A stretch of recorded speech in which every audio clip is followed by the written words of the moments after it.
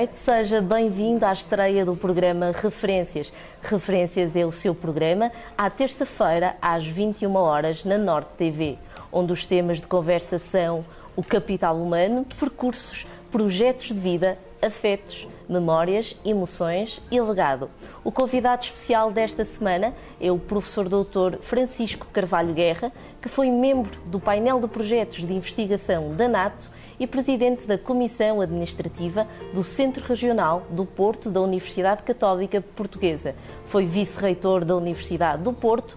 Pelo seu reconhecido mérito, tem presidido a diversas instituições e organismos, tendo-lhe sido atribuído diversos reconhecimentos e condecorações, das quais podemos salientar o doutoramento honoris causa em Ciências da Saúde pela Universidade do Minho e a medalha de prata também pela Universidade do Minho, condecorado com a Ordem de Palma Académica pelo governo francês e em 1995 com a Gran Cruz de Ordem Militar de Cristo pelo Sr. Presidente da República, Dr. Jorge Sampaio. Já em 1998 foi condecorado pelo Sr. Presidente da República, Dr. Mário Soares, com a comenda de Grande Oficial da Ordem de Instrução Pública. E em 2003 com a comenda de São Gregório Magno pelo Papa João Paulo II. Boa noite, professor Dr. Francisco Carvalho Guerra, bem-aja pela presença na estreia do programa Referências. Muito obrigado, Cláudia, boa noite. Eu é que estou grato por esta entrevista, porque vamos começar mal, a começar comigo, porque tenho imenso gosto em olhar para uma vida que acho que é simpática, a vida dos meus filhos, a vida da minha mulher, a vida dos meus alunos, e se posso dizer-lhe que me sinto honrado, acima de tudo, pela vida universitária que escolhi, foi porque quer os alunos de farmácia, quer os alunos de engenharia, quer os alunos da Católica e mesmo alguns alunos naquele único ano que dei aulas em medicina, não me tratavam nem por professor nem por doutor, era o pai Guerra. E ainda hoje, quando os encontro, isso dá-me uma alegria muito grande, porque mostra que eles sentiram que mesmo quando reprovavam, eu sofria com isso e, portanto, merecia o título. Sr. Professor, foi em 1932, precisamente a 19 de outubro, em Braga, que o percurso iniciou. Não, senhor. Não. Foi a 21 de outubro. Muito bem. E meu pai, como todos os meus irmãos tinham nascido na quinta, e era uma segunda-feira, e eu nasci na segunda-feira, tendo estado na quinta no sábado, meu pai achou que me punha a 19 para me pôr a nascer na quinta em São Pedro de Oliveira, para ficarem todos os filhos nascidos na quinta. Portanto, há 2 dias de diferença. Um cheiro da infância, Sr. Professor? Um cheiro de infância, 2 coisas. Uma, que ainda hoje me enternece. 4 anitos, deram uma raposa acabada de nascer. Ajudei a criá-la, dava-lhe de comer, de beber, ela era muito traquina. Jogava comigo ao esconde-esconde. Eu nunca a encontrava quando ela se escondia. Ela a mim encontrava-me sempre pelo faro. Morreu estrangulada, porque estava presa, o caseiro prendeu-a na quinta e ela atravessou um muro e caiu para o outro lado e a coleira era de apertar e matou-a. Essa é uma das coisas que me lembro da infância que dói. A outra lembro-me com 3 anos, segundo conto, e eu lembro-me disso.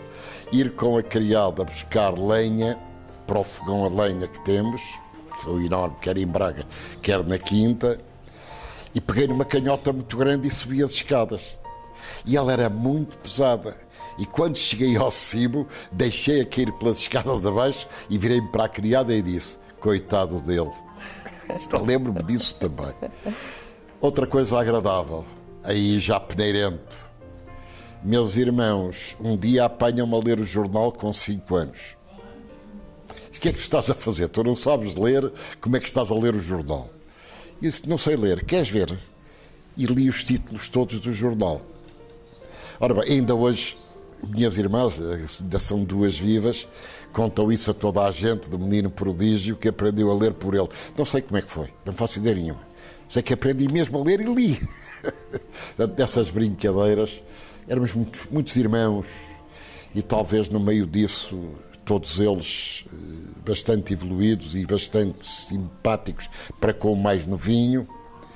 Mais novinho, que eu costumo dizer que era não só asmático, mas também asnático, com M e com N. Tinha as duas coisas. E uma traquinice da juventude? Da juventude, foi uma juventude em Braga, infelizmente com 2 tuberculoses pulmonares, uma primeira infecção aos 13 anos e outra já muito mais séria pelos 15, aí já era mesmo tuberculose, que depois se vem a refletir aos 19, aí com hemoptise. Aí já foi com uma série de cavidades pulmonares, já estava em Lisboa, já estava na universidade, saí de um exame, primeiro ano da faculdade, já com vómito de sangue, e estive aí 1 ano de cama sem mexer, mesmo sem mexer. E dizia um médico, para meu irmão médico, para meu cunhado médico, se ele tiver juízo, talvez chegue aos 30 anos. Muito bem. Graças a Deus, consegui chegar. Os anos podem passar, mas os melhores momentos, o tempo permanece? Sem dúvida nenhuma. Há momentos da minha vida que eu nunca mais esquecerei, alguns dolorosos, outros adoráveis.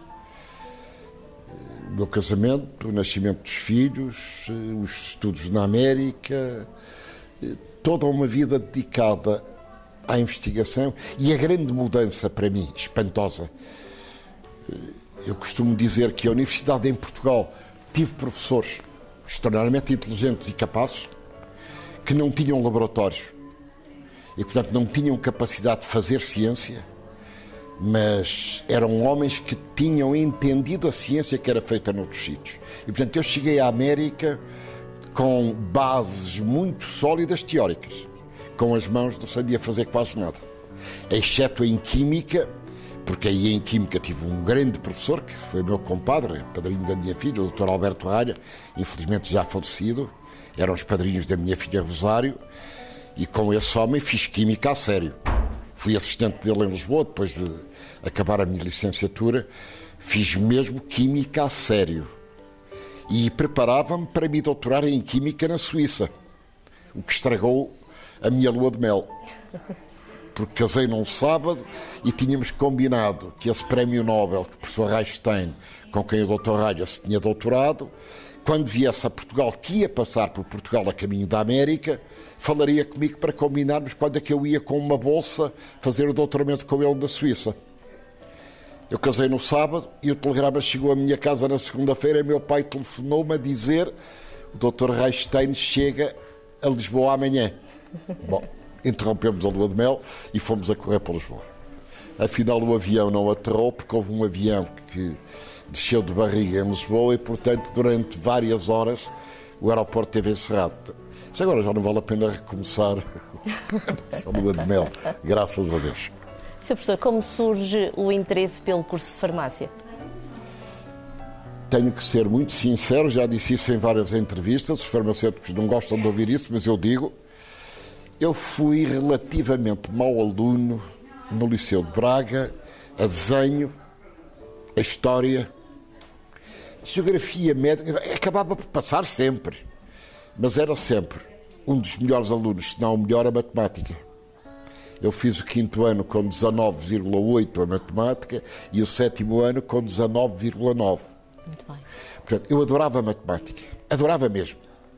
E aí ganhei uma outra cadeira que também passei a adorar, a biologia, que eu detestava. Mas com um professor Albino Silva, depois mandado para Lourenço Marques, porque era opositor ao Salazar, que eu depois trouxe ao Porto e sempre gostei muito dele, aprendi com ele a essência da biologia. Mas é que eu não queria tirar a farmácia, eu queria tirar a agronomia. Asmático, tuberculoso. E meu pai virou-se para o meu irmão médico e disse: achas que ele pode tirar a agronomia? Então ele é alérgico aos pólenes e vai-se meter dos campos. Pois claro. Bom, e então meu pai achou que eu era muito doentinho e tínhamos uma prima farmacêutica que tinha a farmácia por baixo da casa. Ele doente tem casa em cima, farmácia em baixo, vai viver a vida inteira. E foi por isso que fui para a farmácia. O O seu professor, Dr. Francisco Carvalho Guerra, trabalhou com várias referências académicas. Algum episódio que pretenda recordar? Tantos. O mais bonito de todos, um dos homens que eu mais admirei na minha vida como meu professor, foi o professor Laroze Rocha, Armando Laroze Rocha. Foi diretor da Faculdade de Farmácia, foi vice-reitor da Universidade do Porto, muito alto, estudou na Alemanha, estudou em Portugal, casado com a diretora do Instituto Musical do Porto, a doutora Estela. E o doutor Laroze, eu fui para a América, ele deu-me 20 a uma cadeira em que um determinado assistente me queria dar 0. Ele disse, não, leva 20 a toxicologia. E depois fiquei com 18. Muito bem. E eu fui para a América e escrevi-lhe a dizer, olha, o doutoramento aqui não é reconhecido em Portugal, meu pai esteve com o doutor Salazar e ele disse que não é reconhecido. E não era. E eu acabei por me vir embora ao fim de 3 anos. Venho-me embora e digo ao doutor Laroze, veja se me garantem o lugar de assistente, eu vou para o Porto, porque eu não gosto da cidade de Porto. É uma cidade suja, cinzenta, chovia muito, estive aí 2 anos, achava a cidade muito suja, o Rio Douro muito porco, não queria nada vir para o Porto. E ele disse, não, tens lugar de assistente. E eu vim. Cheguei cá, não tinha lugar nenhum de assistente. Estive 2 meses sem ganhar nada e ultrapassei, na Faculdade de Farmácia, a biblioteca tinha uma porta de vidro. E a biblioteca fechava a 15 de julho e abria a 15 de outubro. Eu fiquei furioso. Arranjei uma escada e passei por cima da porta de vidro. Azar dos azares. O bibliotecário, que estava de férias, veio à faculdade nesse dia e viu-me a fazer isto. Pois claro. Escândalo dos escândalos. Processo disciplinar que me queriam pegar e disse, vou embora para a América amanhã. Não aconteceu nada, fiquei. Graças a Deus, acabei por ficar. E o doutor Laroze, quando eu dei a primeira aula, no dia 15 ou 16 de outubro, sentou-se na primeira fila e disse ao doutor, o doutor não vai assistir às minhas aulas. A resposta dele, já disse isso ao doutor Perdigão, a única hipótese de eu aprender bioquímica, ele era professor de bioquímica, é agora ouvir as suas aulas. Não me faltou uma única aula. E tomava apontamentos como qualquer menino da idade escolar da vida universitária. Esse nunca mais esqueço. Outros, lembrar homens, como o Dr. Carlo Cori e a mulher, Gertie Cori, prémios Nobel, Severo Ochoa, prémios Nobel, o Conberg, muito engraçado, Severo Ochoa espanhol, com características nitidamente latinas. Nós íamos ter com ele, estava sempre disponível na Washington, na Faculdade de Medicina, estava sempre disponível para os alunos. Uma atitude latina, nitidamente emocional e característica latina. O germânico, o Conberg, abria-se-lhe a porta do gabinete, dava um berro. Não me interrompa, estou a investigar. Mas é que no dia em que receberam o Prémio Nobel, o Ochoa foi recebido de pé com uma salva de palmas monstra. O Conberg entrou na sala, levou a maior pateada da vida dele. Os 86 alunos de medicina pateavam por ele ser isto, quer dizer, não estava ligado a nós. Já outro germânico ao lado, que há bocado citei, o Carlo Cori e a Gertie Cori, um encanto de germânicos, que também estavam sempre disponíveis para todos os alunos, e foi um desses que, quando me encontrou em Boston, no pós-doc, virou-se para a minha mulher e disse, quê? 2 filhos pela mão? E a minha mulher disse, estão 2 em Portugal. Mas então quantos filhos é que vocês têm? E estava grávida. Exatamente. 4, venha aí o 5º. E ele disse, bom, o seu marido ou é católico ou é distraído. E a minha mulher respondeu com um sorriso. É um bocadinho de ambas as coisas. Muito bem. Sr. Professor, esse estágio que refere foi exatamente em 1958? Esse na Washington University, em São Luís, no Missouri, onde estivemos esses 2 anos e meio. Numa altura ainda, para mim, que recordo, por exemplo, um dos funcionários que veio trabalhar para mim como contínuo era um negro vindo do Mississippi. Entrou no meu gabinete, que o reitor mandou vir ter comigo a ver se eu o queria, com o boné nas mãos, a olhar para o chão, com 1,98 m. E eu dizia, levanta-me essa cabeça, Bruno, levanta-me essa cabeça, Juno. E ele, levanta-me a cabeça e olha-me nos olhos. Eu disse, mas que é que tu tens medo? E ele nunca disse de que é que tinha medo. Mas sempre medroso. Era um negro vindo de Mississippi. Exatamente. Quando eu peguei numa viola um dia à hora do almoço, e fui à cave da Faculdade de Medicina e comecei a dedilhar sambas brasileiros. Não faz ideia de como eles dançavam, e a partir daí o Júnior olhava para mim com os olhos mais espantosos deste mundo. Através da música houve uma proximidade. Através da música, e depois, bom, era nitidamente tempo ainda de racismo.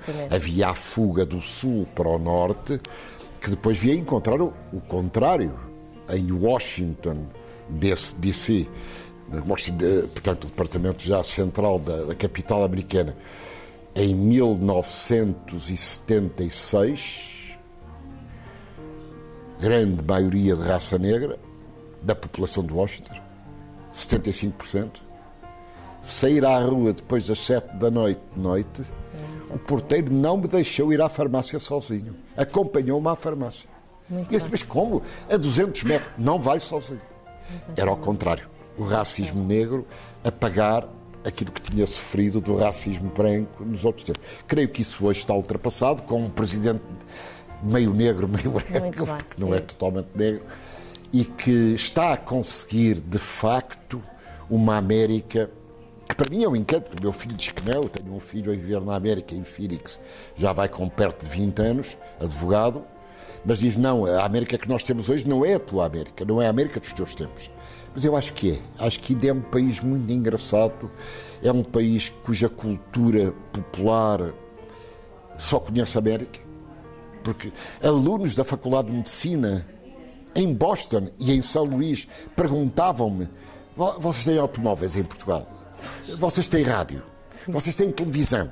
Quer dizer, e não é gente do povo, era gente, alunos de uma faculdade de medicina, em que a maior parte deles já fez college e até tínhamos alguns já doutorados a tirar medicina. Muito bem. Portanto, havia um nível, esse nível tem crescido também bastante, o nível cultural. Sr. Professor, neste estágio, o Sr. Professor foi acompanhado por alguém especial? Por minha mulher, a primeira vez, grávida, nasceu lá o primeiro filho, precisamente o Jonas, americano, que mais tarde se vai perder com 8 anos. Sr. Professor, podemos dizer, portanto, que é um homem de afetos? Ai, sim, nitidamente. E acho que quem não for deve sofrer muito, porque eu pergunto o que será viver sem amigos. Deve ser uma coisa horrorosa. O Torga tem um poema sobre o viver só, que é uma coisa dolorosa. Eu conhecia no Jerez e fazia de companhia, miúdo, à beira dele. Não, sou um homem de afetos, graças a Deus, e acho que todos os meus filhos são homens de afetos e minha mulher também. Muito bem. Casada há 57 anos, como recorda o dia em que concretizou o pedido de casamento? Eu não sei bem se cheguei a concretizar o pedido de casamento. O que eu me recordo é que conheci a minha mulher com 13 anos. E ela mete-se comigo a dizer que eu não olhava muito para ela, olhava mais para a irmã, que era mais velha. Acho que não. Encontramos-nos no Jerez passado mais um ano ou dois. Escrevíamos assim de tempos a tempos, talvez de 4 em 4 meses ou 5 em 5 meses, víamos cartas muito compridas de Moçambique e eu escrevia para lá também. Encontramos-nos novamente no Jerez, aí eu já estava quase licenciado e ela estava quase a acabar o curso dela em Bruxelas, precisamente em Louvain-la-Neuve, e aí nitidamente não foi pedido de casamento, foi desabafar de um namoro que eu tinha tido, e minha mulher ficou zangadíssima, porque eu contei um namoro que me estava muito zangado. Encontrámos-nos em Lisboa, lembro que tivemos uma conversa passados uns meses e recordo-me ter dito, ou agora ou nunca, decides-te, ou casas ou não. E ela diz-me que tinha descido as escadas do Hotel Tivoli para me dizer que não. Acabou por dizer que sim. E meu sogro, como era médico, é Lourenço Marques, minha sogra, vinham cá só 6 meses e, portanto, temos que resolver isto rapidamente. E marcou-se ali o casamento. Dia 27 de junho de 1957. E casamos nessa altura. Do estágio concretizado nos Estados Unidos, surge também, para além da integração profissional em Portugal, surge também o nascimento do primeiro dos 8 filhos. Do primeiro, o Jonas, nasce nos Estados Unidos, já com a assistência de 2 médicos, um deles em especial, que tinha sido médico de minha irmã nos Estados Unidos e grande amigo de minha irmã e do meu cunhado, Dr. Wolf. Aí conto-lhe uma história para mostrar bem até que ponto é a rigidez dos princípios americanos, critérios de saúde hospitalares. 2 casos. Um rapaz espanhol, meu colega para doutoramento, beija à força num elevador uma enfermeira. Ninguém vê. A enfermeira faz queixa. Sim. Ele é expulso da universidade. No mesmo dia, 1 hora depois, em todos os elevadores, em todo lado, expulso por falta de dignidade. Nasce o primeiro filho. Eu trabalho no hospital. Nasceu perto das 10, 11 da noite. Eu quero ir vê-lo. Não. Amanhã de manhã. O que pode ver é o seu filho. Agora a sua mulher não vê. Vou ver o meu filho no meio de uma série de crianças que tinham nascido, pelos vidros, aquele é o seu filho. Pronto, rua. No dia seguinte eu estou às 8 da manhã, como entrava no hospital, fui a correr ver a minha mulher ao quarto. Entra o Dr. Wolf. E pergunta à minha mulher: mas tu não me disseste que querias aleitar o filho? E a minha mulher disse que queria. A enfermeira tinha-lhe posto as tábuas para parar o leite. Chama a enfermeira-chefe da nossa frente e demite-a da nossa frente. Está demitida. Leia a folha de serviços. Está aqui. Esta senhora ia dar leite à criança. Quem a autorizou a fazer isto? Porque todas as americanas... Não leu a ficha. Demitida. A rigidez. Outra cena. Um médico brasileiro, o Fernando, de que eu era muito amigo, dizia que era o único comunista que existia na Bahia. Otorrino, a operar há 8 anos no hospital, sai com bata e puxa acima e pede à enfermeira que lhe ponha um cigarro que lhe acenda. Quem passa em cima, um dos alunos assistiam às operações, o diretor do hospital. No mesmo dia, já não o deixaram operar o novo doente, expulso por falta de higiene. Quer dizer, a rigidez de princípios. Exatamente. De tratamento sanitário, eu tirei um tumor neste ouvido. E era um tumor maligno, um colesteatoma. A maneira como fui tratado, a maneira como 6 ou 7 médicos falaram comigo quando souberam que eu tinha tido tuberculose, que era asmático, que era alérgico, estiveram horas a injetar-me coisas para ver se o que iam utilizar durante a operação se poderia ter um quadro alérgico. Efetivamente. Quer dizer, e eu via naquela faculdade de medicina como éramos ensinados, quer dizer, o que nos era ensinado não vinha em nenhum livro. Era o produto da investigação daqueles professores. Pois claro. Haveria de aparecer, passado 1 ano ou 2, em revistas ou em livros. Portanto, o avanço era de tal ordem que o meu respeito por aquele país continua a ser muito grande. Não estou a falar de políticas, não me quero meter nisso, porque aí estou como o meu pai. Os americanos são excepcionais em todos os aspectos, mas deviam ter um ministro de negócios estrangeiros inglês. E disse isso ao embaixador americano na minha frente. Professor, os filhos também morrem ou apenas se ausentam fisicamente? Essa história é uma história que a cidade do Porto conquistou o meu coração para toda a vida. No dia 23 de dezembro de 1966, eu estava a cumprir tropa, portanto com 34 anos, em Santarém. E venho de Santarém passar o Natal ao Porto, e nessa noite, fardado, já tenente, pelo chão rebolava-me com o meu filho mais velho, o americano, o John Pierce. Rebolávamos no chão na brincadeira. Ao outro dia fui buscar as tias a Vila Real. Nevou. A descer do alto da Campeã para Vila Real havia muita neve. Derrapei várias vezes, tive de ir muito devagar. Portanto, em vez de demorar 2 horas ir a Vila Real e voltar com as tias, demorei 4. Quando cheguei à porta da casa da restauração, vi umas centenas de pessoas, vi os bombeiros, vários carros de bombeiros. Os meus 2 filhos mais velhos tinham caído da altura de 33 metros. 5 dias no hospital o mais velho, mais de 1 mês no hospital o outro. O outro falava comigo, apesar de ter a cabeça toda, tinha 2 cabeças. E o Galo era muito maior que a cabeça normal, o que tinha 4 anos, ou 5 anos, 6. O Chico tinha 6. O Jonas entrou em coma e morreu 5 dias depois. Nessa noite de Natal, as pessoas não cabiam no Hospital de Santo António. E o tio Domingos Braga da Cruz mandou abrir as portas para irem para o jardim. Uns levavam rabanadas, outros suspiros, outros bacalhau, queriam que eu comesse. E eu, ao ver o que aquela gente toda fez, porque eram mais de 500 pessoas, a rezar pelo meu filho, a tentar ajudar-me, a tentar animar-me, percebi o que era esta cidade. E percebi que esta cidade é de facto uma cidade de afetos por uma razão. Deve ser pelo coração de Dom Pedro estar ali na Lapa. Deve ser por isso. Certamente que sim. Professor, foi o introdutor em Portugal da moderna bioquímica? Eu e vários outros que vieram depois. Quer dizer, talvez eu tenha sido o primeiro. Depois veio o professor António Xavier, já um pouco mais tarde, para Lisboa, para a Nova, já para uma muito mais avançada.